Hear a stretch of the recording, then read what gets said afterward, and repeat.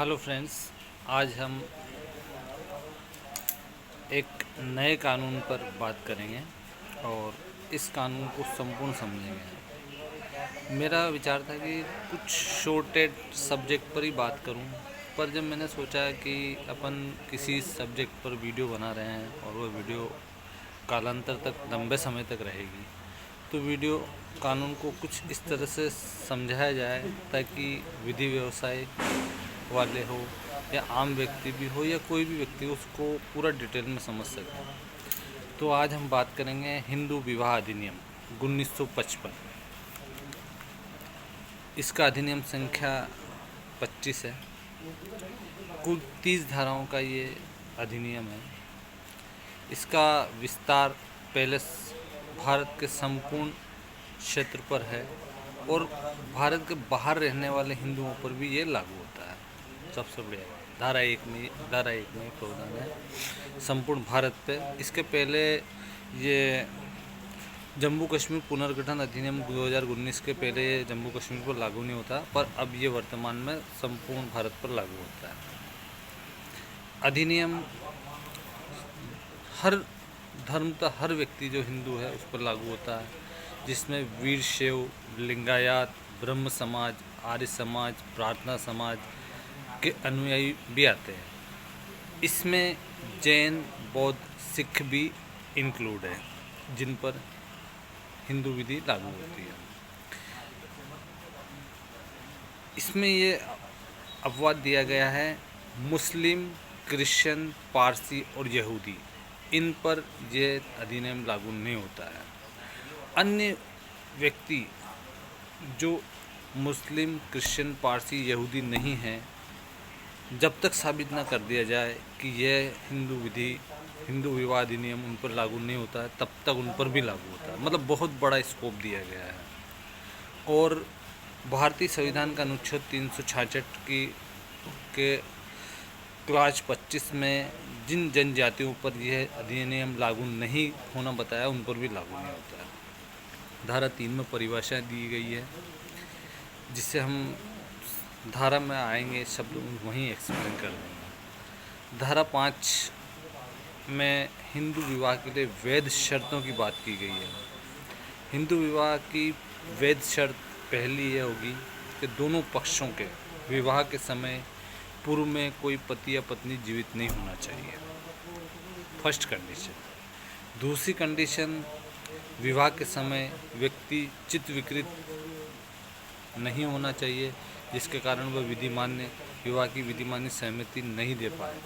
दूसरा, मानसिक विकार से पीड़ित ना हो, जो विवाह और संतानोत्पत्ति में उसे विवाह के पालन और संतानोत्पत्ति में उसे असमर्थ बनाती है। उन्मत्त ना हो, उन्मत्तता का बार बार दौरा पड़ता हो, ऐसा व्यक्ति ना हो। ये दूसरी शर्त थी जो मानसिकता से संबंधित थी। अब तीसरी शर्त ये, विवाह के लिए वर का 21 वर्ष का होना और वधू का 18 वर्ष का होना अनिवार्य है। चौथी शर्त है, किसी रूढ़ी या से वह विवाह प्रतिषिद्ध नहीं होना चाहिए। दोनों लड़के लड़की जो है ना, किसी रूढ़ी के अंतर्गत इन दोनों के बीच में विवाह नहीं हो सकती। रूढ़ी के अंतर्गत ऐसा नहीं होना चाहिए। दोनों प्रतिषिद्ध नातेदारियों की डिग्री के भीतर नहीं आते हों। अब प्रतिषिद्ध नातेदारी की डिग्री क्या होती है? जैसे एक परिवार होता है, माँ, बहन, लड़का, माँ होती है, बहन होती है, पिता होती है, पितामह होते हैं। एक परिवार का सपिंड होता है। सपिंड में पिता से 5 पीढ़ी तक प्रतिषिद्ध नातेदारी मानी जाती है। माता से उत्पन्न होने वाली 3 पीढ़ी तक प्रतिषिद्ध नातेदारी मानी जाती है। जो एक सपिंड होते हैं वे प्रतिषिद्ध नातेदारी की श्रेणी में आते हैं, जिसमें आपके चाचा, चाची, ताऊ, फूफा, फूफी, मासा, मासी सब आते हैं, जो एक परिवार के कैटेगरी में माने जाते हैं। इनको सपिंड माना जाता है, वो प्रतिषिद्ध नातेदारी में आती है। 5वां, प्रतिषिद्ध किसी रूढ़ी में उससे प्रतिषिद्ध ना हो और सपिंड ना हो। सपिंड का अर्थ समझ में आ गया, एक ही परिवार से 5 पीढ़ी पुरुष पक्ष की ओर से और 3 पीढ़ी माता पक्ष की ओर से, महिला पक्ष की ओर से, जिसमें तीसरी पीढ़ी भी गिनी जाएगी और पुरुष पक्ष में पांचवी पीढ़ी भी गिनी जाएगी। धारा की विवाह की बेस शर्तों में धारा 7 में हिंदू विवाह के लिए रूढ़िगत रीतियों द्वारा कर्मकांड पूरा अनुष्ठित किया गया हो।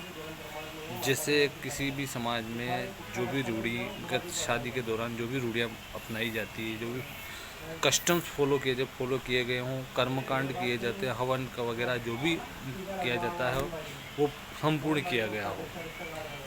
सप्तपदी और रीति रिवाजों के अनुसार सप्तपदी विवाह में विवाह का 7वां पद पूरा कर लिया गया हो तो विवाह को बाध्यकर माना जाएगा। ये हुआ विवाह, वैध विवाह की शर्त है। अब विवाह को हो जाने के बाद रजिस्ट्रीकरण की बात आती है। धारा 8 में विवाह का रजिस्ट्रीकरण का प्रावधान दिया गया है। वर पक्ष वधु पक्ष विवाह का रजिस्ट्रीकरण करा सकेंगे। रजिस्ट्रीकरण नहीं कराया तो राज्य सरकार इस पर एक समय के बाद 25 रुपये जुर्माना लगा सकती है अपन उसका रजिस्ट्रेशन कराने जाए तो। और इस रजिस्ट्रीकरण की प्रक्रिया में राज्य सरकार जो भी नियम बनाएगी उसे विधानमंडल में शीघ्र रखेगी, ये प्रावधान किया गया है। हिंदू विवाह का रजिस्टर निरीक्षण के लिए हमेशा खुला रहेगा और उससे कोई भी व्यक्ति जो उससे संबंधित है उसकी सत्य प्रति ले सकेगा। धारा 8 की धारा 5 में इस धारा में अंतर्विष्ट किसी भी बात पर यदि विवाह रजिस्ट्रीकरण नहीं किया गया है, विवाह का पंजीयन नहीं कराया गया तो उसकी मान्यता पर कोई प्रभाव नहीं पड़ेगा। यह बहुत मुख्य बिंदु है, विवाह विधिमान्य होगा। अब हमने विधिमान विवाह की बात तो कर ली। अब आगे धारा 9, धारा 10 के अंतर्गत हम अगली वीडियो पर बात करेंगे। धारा 9 के अंतर्गत हम बात करेंगे दाम्पत्य अधिकारों का पुनर्स्थापना और न्यायिक पृथक्करण, जिसे मैं थोड़ा डिटेल में लेकर आऊँगा। विधि सिद्धांतों, हाई कोर्ट सुप्रीम कोर्ट की रूलिंगों साथ लेकर आऊँगा अगली वीडियो में। इसके लिए आप इंतज़ार कीजिए। गुड आफ्टरनून, थैंक यू दोस्तों।